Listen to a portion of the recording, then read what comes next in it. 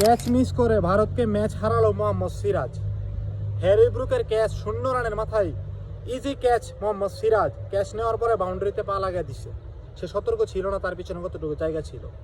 ওই যে ক্যাচটা মিস করছে মোহাম্মদ সিরাজ, ওইখান থেকে হ্যারি ব্রুক একটা মোমেন্টাম পাইছে। ওই মোমেন্টাম পাওয়ার পরে একদম ফাস্ট খেলছে। ফাস্ট খেলার পরে 98 বলে 111 করছে। ভারতের হাত থেকে সম্পূর্ণ ম্যাচ বের করার পরে হ্যারি ব্রুক আউট হয়েছে। বর্তমানে জো রুট 98 রানে অপরাজিত আছে। হাতে আছে 6 উইকেট। ইংল্যান্ডের রান দরকার মাত্র 57। ভারতের হার প্রায় নিশ্চিত হয়ে গেছে, সময়ের ব্যাপার। আর হয়তো বা 10-15 ওভার লাগতে পারে। ক্যাচ মিস করার মানে হচ্ছে ম্যাচ মিস করা। ভারতের দলের এই অবস্থা দেখার পরে মনে হইতেছে যে ভারতীয় দল বাংলাদেশ কিংবা জিম্বাবুয়ের মতো হয়ে গেছে। লাস্ট 30-40 ওভার হ্যারি ব্রুক আর জো রুট যেভাবে খেলছে, ভারতীয় বোলারদেরকে কোনো রকম পাত্তাই দিছে না।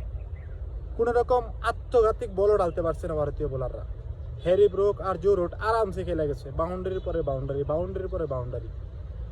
হ্যারি ব্রুক আমরা সবাই জানি ফাস্ট খেলে। 30টা টেস্টে তার সেঞ্চুরি হয়ে গেছে 10টা, তার 50 আছে আরও 9টা। তার এভারেজ হচ্ছে 60+ হ্যারি ব্রুক। এবং সে প্রত্যেকটা রান কিন্তু বলের চাইতে রান বেশি করে, এরকমভাবে করছে যেমনভাবে আজকে ভারতের সাথেও করছে। সে একবার খাড়ায় গেলে কাউরে পাত্তা দেয় না। আর জো রুটের কথা কি বলবো, সে তো ভারতের দেখলেই পাগল হয়ে যায়। ভারতের সাথে এর আগে তার টেস্টে সেঞ্চুরি ছিল 12টা। আজকে যদি একটা করে, আজকেরটা সহ হবে 13টা। চিন্তা করেন, জো রুটের টোটাল সেঞ্চুরি হচ্ছে টেস্টে 39টা, আজকেরটা নিয়ে হবে। ওইখান থেকে 39টা থেকে 13টাই ভারতের সাথে, আর বাকি 26টা হয়তো বা সবচেয়ে বেশি অস্ট্রেলিয়ার সাথে, আর হয়তো বা পাকিস্তান, সাউথ আফ্রিকা এদের সাথে। জো রুট কিন্তু নিচু মানের দলের সাথে খেলে না। ইংল্যান্ড, আমরা সবাই জানি ইংল্যান্ড টেস্ট খেলে New Zealand, south Africa, Australia, India এদের সাথে ঘুরে ফিরে খেলে, আর হচ্ছে পাকিস্তান। এর বাইরে কিন্তু ওরা টেস্ট খেলে না। বাংলাদেশের সাথে কিংবা জিম্বাবুয়ের সাথে এরা টেস্ট খেলে না। এখন জো রুট বিশ্বের অন্যতম টেস্টে সেরা ব্যাটার হয়ে যাবেন, আর মাত্র 30টা কিংবা 40টা ম্যাচের পরে সচিন টেন্ডুলকরকে ছাড়িয়ে যাবেন, এটা মাত্র সময়ের ব্যাপার। যদি আর মাত্র 2 বছর খেলতে পারে।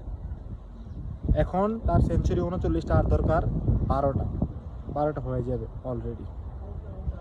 এখন দেখার বিষয় সে আর কতদিন খেলতে পারে। তার যে ফিটনেস আছে, ফিটনেস অনুযায়ী কিন্তু সে কমপক্ষে আরও 3 থেকে 4 বছর খেলবে। আর ইংল্যান্ড কিন্তু প্রত্যেক বছরে 20টার উপরে টেস্ট খেলে। আর জো রুট তো কোনো সে তো একজন ব্যাটসম্যান, সে তো ইঞ্জুরি করার কোনো রকম সুযোগ নাই। সুতরাং সে যে সচিনকে ছাড়িয়ে যাবে, এটা প্রায় সময়ের ব্যাপার, কিচ্ছু করার নেই। সেঞ্চুরি তো ছাড়িয়ে যাবে, রানেও ছাড়িয়ে যাবে, কারণ সে কোনো রকম ফাস্ট বোলার না যে ইঞ্জুরিতে পড়বে। এখন এই জো রুটকে আটকাতে পারবে না আর কেউ। সেই 1 নম্বরে থেকে শেষ করবে। অন্তত টেস্ট ক্রিকেট ইতিহাসের সর্বকালে সেরা ব্যাটসম্যান হবে জো রুট।